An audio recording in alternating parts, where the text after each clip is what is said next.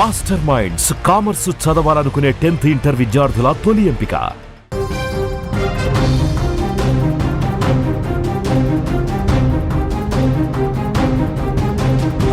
Iran Israel యుద్ధానికి సంబంధించి ఒక కీలకమైన అప్డేట్ వస్తోంది. ఇరాన్ ఇజ్రాయెల్ యుద్ధ బీభత్సం కొనసాగుతూనే ఉంది. టెల్ అవీవ్ పై మిసైళ్ల వర్షం కురుస్తోంది. మంటల్లో టెల్ అవీవ్ నగరం కాలిపోతున్నటువంటి పరిస్థితి. హైఫా నగరంపై Iran ballistic missiles, Israel play school మీద కూడా ఇరాన్ దాడి చేసిన పరిస్థితి. ఇరాన్ దాడులను ఇజ్రాయెల్ తిప్పికొడుతోంది, చాలా ధీటుగా స్పందిస్తోంది. ఇరాన్ ఫైటర్ జెట్స్ను ఇజ్రాయెల్ పేల్చేసింది. బ్రేకింగ్ న్యూస్ మీరు చూస్తున్నారు.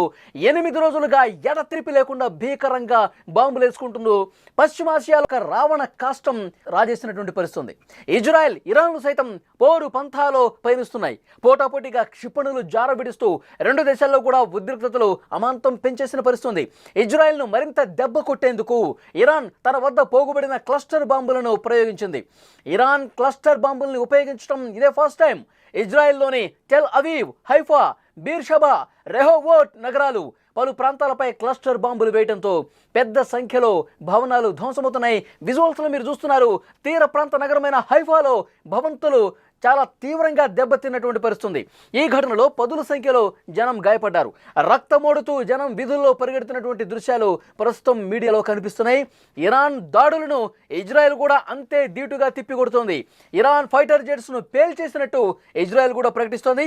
ఇరు దేశాల మధ్య యుద్ధం కారణంగా ఇరాన్లో 263 మంది పౌరులు, 154 మంది సైనికులు, 657 మంది మొత్తం ప్రాణాలు కోల్పోయిన పరిస్థితుంది.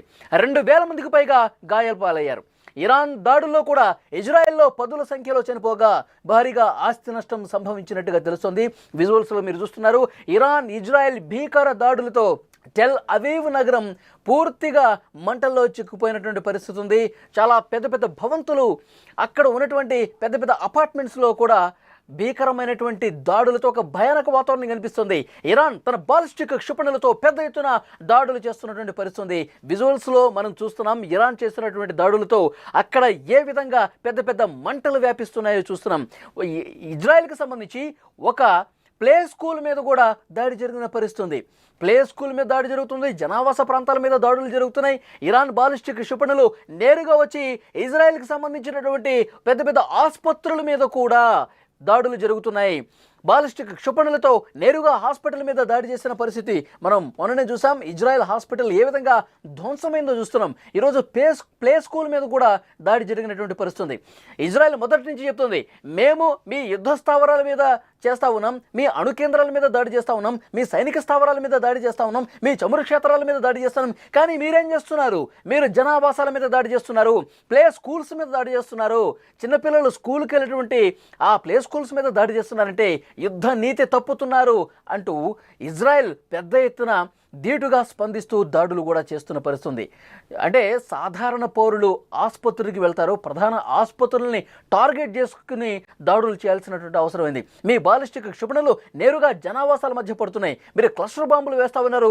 ఆ క్లస్టర్ బాంబులన్నీ కూడా జనాల మీద పడతా ఉన్నాయి. సామాన్య ప్రజానీకం ఏం తప్పు చేశారు? మీరు ఎందుకు ఈ విధంగా దాడులు చేస్తున్నారు? యుద్ధ నీతి తప్పుతున్నారంటూ ఇజ్రాయెల్ తీవ్రంగా ప్రతిస్పందిస్తోంది. 8 రోజులుగా ఎడతెరిపి లేకుండా భీకరంగా బాంబులు వేసుకుంటూ పశ్చిమాసియాలో ఒక రావణ కాష్టం కనిపిస్తోంది. టెల్ అవీవ్ నగరం మీద ఇరాన్ పెద్ద స్థాయిలో అక్కడ దాడి చేస్తోంది. బాలిస్టిక్ క్షిపణులతో, ఫతావన్ క్షిపణులతో దాడులు చేస్తోంది. సామాన్య ప్రజానీకం ఇబ్బందులు పడుతూ ఉన్నారు. ముఖ్యంగా రెండు దేశాల్లో ఉద్రిక్తతలు ఏ స్థాయిలో ఉన్నాయంటే ఒక్కసారిగా అమాంతంగా పెరిగిపోయినటువంటి పరిస్థితి. ఆ దాడులకు సంబంధించినటువంటి దృశ్యాలు మనం చూస్తూ ఉన్నాం. టెహరాన్ సహా ఇరాన్లోని ఇతర ప్రాంతాల్లోని పలు లక్ష్యాలపై ఇటు ఇజ్రాయెల్ కూడా యుద్ధ విమానాలతో విరుచుకుపడింది. పశ్చిమ ఇరాన్లోని బాలిస్టిక్ క్షిపణుల తయారీ కేంద్రాల మీద 25 యుద్ధ విమానాలతో దాడులు చేయడంతో తీవ్రంగా నష్టం వాటిల్లిన పరిస్థితి. కాస్పియన్ సముద్రం సమీపంలోని రాస్తు నగరం మీద కూడా టెల్ అవీవ్ బాంబులతో విరుచుకుపడింది. దీనికి ప్రతిగా ఇరాన్ కూడా గోలన్ హైట్స్లోని అనేక ప్రాంతాల్లో సైరన్లు మోగిస్తోంది. ఇరాన్ ప్రయోగించిన అనేక డ్రోన్లను జనావాసాలు లేని ప్రాంతాల్లో కూల్చేయడంతో ప్రజలకు ఎటువంటి హాని కలగలేదని ఇజ్రాయెల్ చెప్పింది. ఇక నిన్ననే ఐడిఎఫ్ సిబ్బందితో జరిగిన సమావేశంలో ఇజ్రాయెల్ రక్షణ మంత్రి కీలక ఆదేశాలు ఇచ్చారు. ఇరాన్ పాలనను అస్థిరపరచాలి, దాడులు మరింత తీవ్రతరం చేయండి, ఇరాన్ ప్రభుత్వ కేంద్రాలు కావచ్చు, సంస్థలు కావచ్చు, మౌలిక సదుపాయాలు, ఆస్తుల లక్ష్యంగా చేసుకోవాలని చెప్పాడు ఆయన. టెహరాన్లోని శక్తివంతమైన బాసేజ్, ఇస్లామిక్ రివల్యూషనరీ గార్డ్ కాప్స్ వంటి కేంద్రాలు ధ్వంసం చేయండి అని చెప్పాడు. ఇరాన్ ఇజ్రాయెల్ మధ్య యుద్ధాన్ని ఆపటానికి తీసుకోవాల్సిన దౌత్యపరమైన నిర్ణయాలపై చర్చలు జరిపేందుకు యూరోపియన్ విదేశాంగ మంత్రులు ప్రస్తుతం ఇరాన్ విదేశాంగ శాఖతో కూడా చర్చలు జరుపుతున్నారు. కానీ చర్చలు ఏమాత్రం కొరికి రావటం లేదు. రెండు దేశాలు విపరీతంగా దాడులు చేసుకుంటున్నాయి. బాలిస్టిక్ క్షిపణులతో, ఫతావన్ క్షిపణులతో పెద్ద ఎత్తున దాడులు చేస్తున్నాయి. దాడులకు సంబంధించిన దృశ్యాలు మనం చూస్తున్నాం. ముఖ్యంగా ఇజ్రాయెల్లో ఉన్నటువంటి టెల్ అవీవ్ నగరం పూర్తిగా చాలా ప్రాంతాల్లో పెద్ద ఎత్తున మంటలు ఎగసిపడుతూ కాలిపోతున్నటువంటి పరిస్థితి కనిపిస్తుంది. ఈ యుద్ధానికి సంబంధించి లేటెస్ట్ విజువల్స్ మీరు స్క్రీన్ మీద చూస్తున్నారు. పగలు లేదు, రాత్రి లేదు, క్షిపణులు వేగంగా దూసుకుంటూ వచ్చి టెల్ అవీవ్ నగరాన్ని తాగుతున్నాయి. మరొక వైపు ఇటు ఇజ్రాయెల్ కూడా దాడులకి ఎక్కడా తగ్గే పరిస్థితి కనిపించట్లేదు. మేము అసలు వెనకడుగు వేసే ప్రసక్తే లేదు, ఖమేనీ అంతమొందించాలి, ఇరాన్ను తునాతునుకలు చేయాలి, ఇరాన్ను పూర్తిగా ధ్వంసం చేసే వరకు మేము నిద్రపోమంటూ ఇజ్రాయెల్ కూడా పూర్తిగా దాడులు ఎంత తీవ్రంగా చేస్తుందో మనం చూసాం. డ్రోన్స్కు చీఫ్గా ఉన్నటువంటి ఒక కమాండర్ను అంతమొందించాం అంటూ ఇజ్రాయెల్ అఫీషియల్గా ఒక అనౌన్స్మెంట్ చేసింది. సో రెండు ప్రాంతాల్లో కూడా, రెండు దేశాల్లో క్షిపణులు జార విడుస్తూ ఉద్రిక్తతలు అంతకంతకు పెరుగుతున్నాయి. ఈరోజు ట్రంప్ ఒక కీలక ప్రకటన చేశారు. విజయం దిశగా ఇజ్రాయెల్ ముందుకు పోతుంది. కానీ కీలకమైన అణు కేంద్రాలు ఏవైతే ఉన్నాయో ఇరాన్లో, భూగర్భం లోపల ఫోర్డ్లో ఉన్నటువంటి అణుక్షేత్రం ఏదైతే ఉందో దాన్ని ధ్వంసం చేయటం మాత్రం ఇజ్రాయెల్ వల్ల కాదు. అమెరికా సాయం కావాల్సిందే. అమెరికా ఎంటర్ అయితే మాత్రమే ఇజ్రాయెల్ విక్టరీ సాధించగలదు అని చెప్పి ఈరోజు ట్రంప్ వ్యాఖ్యలు చేసినటువంటి పరిస్థితి ఉంది. మరోవైపు యుద్ధానికి ఎక్కడా మేము వెనక్కి తగ్గమంటూ ఇరాన్ కూడా చాలా సీరియస్గా ఫైట్ చేస్తూ దాడులు చేస్తున్న పరిస్థితి కనిపిస్తోంది.